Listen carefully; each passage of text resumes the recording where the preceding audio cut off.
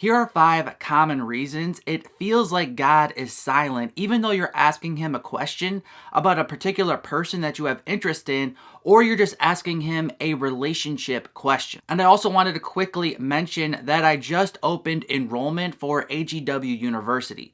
This is where I offer in-depth biblical relationship training courses specifically designed for a particular type of person.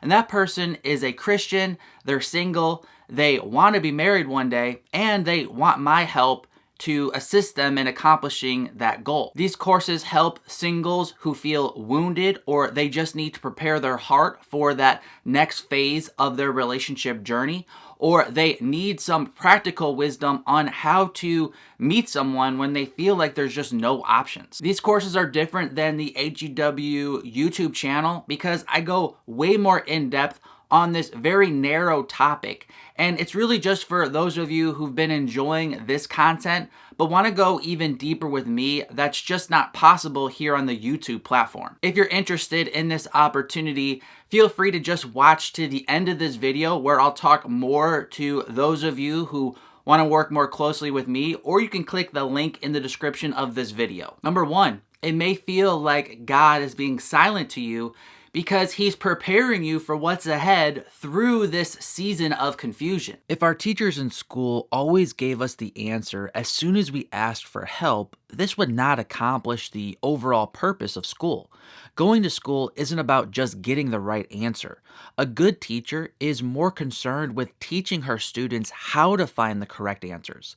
So rather than just give her students the answers, she will assist them, coach them, and help them learn the process that will reveal the right answers. Likewise, while God could answer every question that we have, in the end, that would actually be more harmful than helpful. Rather than just give us the answer immediately whenever we ask him, God will use our questions and seasons of confusion to enhance our biblical knowledge and increase our spiritual maturity. It's possible God isn't answering this question you have about someone or a particular relationship question because he's using this to enhance your ability to interpret the circumstances, or to walk in step with the Spirit, or to rightly assess people through a biblical lens. As Hebrews 12:7 says, endure all hardship as discipline.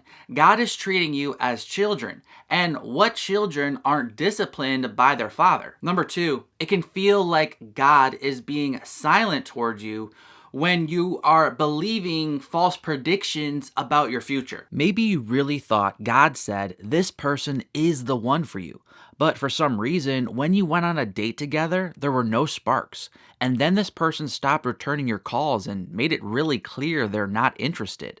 Now you're wondering, perhaps God will bring this person back into my life later on because I know God said this person was the one. It's possible it feels like God is not answering your question and that he's just silent because you're waiting to only hear a particular type of answer that you want to hear, even though God's already given you an answer that you didn't want to hear through this person's actions or maybe even their rejection of you. In Jeremiah 6:14, for example, the people missed what God was actually saying because they were listening to false words about the future from false prophets. They have healed the wound of my people lightly, saying, peace, peace, when there is no peace.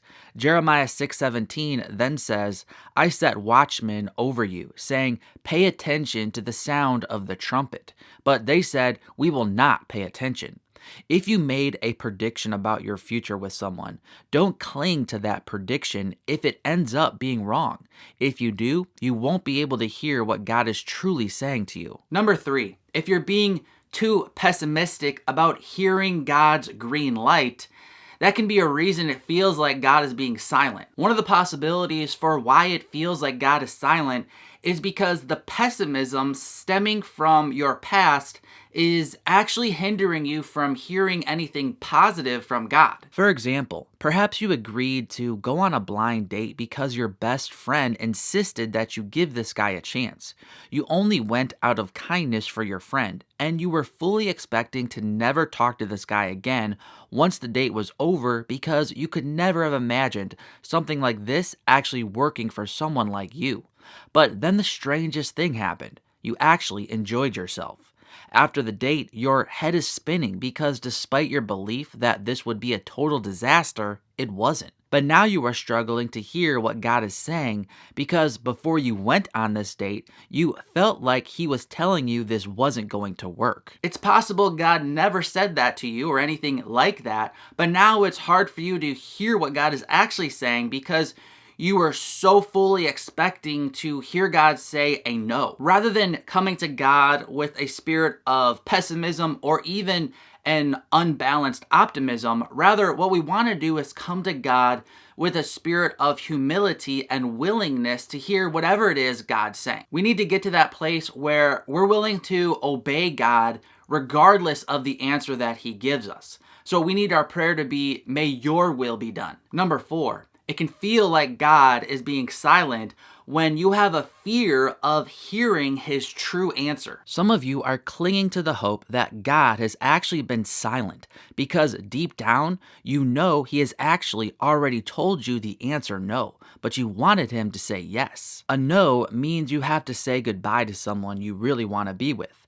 A no means you have to start all over again when you've already built so much with this person. So, since you really wanted God to say yes, you are tricking yourself to believe He has just not said anything. Others of you are clinging to the hope that God has been silent because you know deep down He has already told you yes, but you wanted Him to say no. A yes means you have to risk opening your heart again to someone. A yes means you don't get to stay in the comfort of rejecting another person before things get too serious. But since you are afraid of what it might actually mean for you if you acknowledge God's yes, you are pretending He has just been silent. As the book The Language of Letting Go states, denial is a proactive device, a shock absorber for the soul. It prevents us from acknowledging reality until we feel prepared to cope with that particular reality.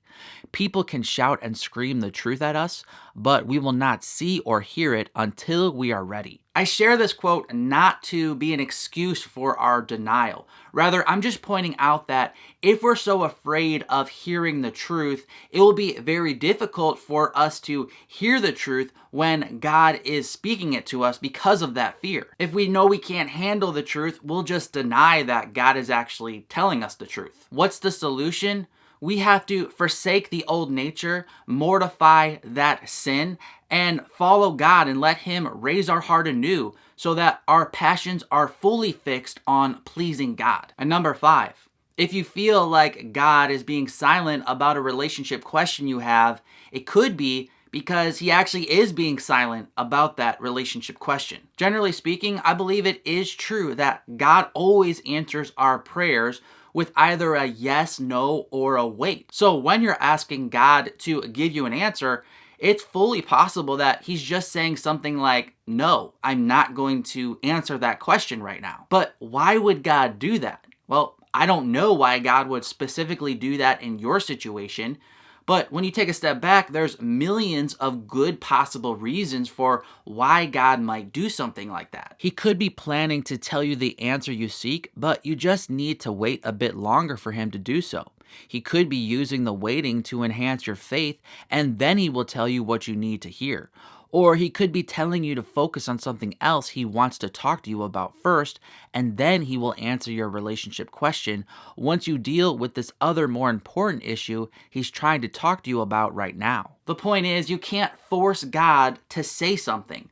Rather, we need to come to Him humbly and willingly to listen to whatever He is saying. Because although we want God to say something specific, it can feel like He's being silent. We have to remember that God is always saying something, and we always know something. We might not know everything that God wants us to do, but through His Word, we always know something that God wants us to do. And so when we overemphasize and overfocus on that one thing God isn't talking to us about right now, we end up missing out on doing what God is telling us to do right now. As Psalm 131 verses 1 through 2 explain, "My heart is not proud, Lord. My eyes are not haughty. I do not concern myself with great matters or things too wonderful for me. I have calmed and quieted myself. I am like a weaned child with its mother. Like a weaned child am I content." If you're a Christian, if you're single, and if you want to be married one day, and you want my help in a more personal way than is possible here on the YouTube platform, I've created a series of in-depth biblical relationship training courses specifically for you, along with an opportunity to get one-on-one email coaching with me. The first course is called Heart Check. This course is 10 classes long, and it's all about healing your heart and also preparing your heart for a relationship so you are properly positioned to be blessed by God if He desires to give you a spouse one day. The next course is called Marriage Material. This course is 8 sessions long, and it unpacks what the Bible actually says you need to possess and what you need to see in another person if you want to have a blessed relationship with this person. The third course is called 10 Steps to Meet the One. This course is 10 lessons long, and it is full of very practical steps you can take that will help you interact with the opposite sex in the most effective way possible. In this class, I will also teach you how to meet other Christian singles if it feels like you lack options to date anyone. There are no age limit for these courses. You can be 18 or 80. As long as you are a Christian single who wants to be married one day, the content will help you. I'm also offering 2 additional bonus courses. After 3 years of offering these courses, I've heard a few themes consistently pop up in my email coaching sessions with past students. One of those issues is about online dating, and the other issue is dealing with sexual sin. So I made 2 additional bonus courses to help those of you who want more info on these specific topics. And if you enroll before the deadline, I'm also offering 3 months of free one-on-one email coaching with me. This is where you can ask me personal questions about your unique situation, and we can come up with a biblical plan that is tailor-made just for you. For all the details about the enrollment deadlines and the reduced tuition cost opportunities, feel free to click the link in the description of this video, and I'll see you over at AGW University.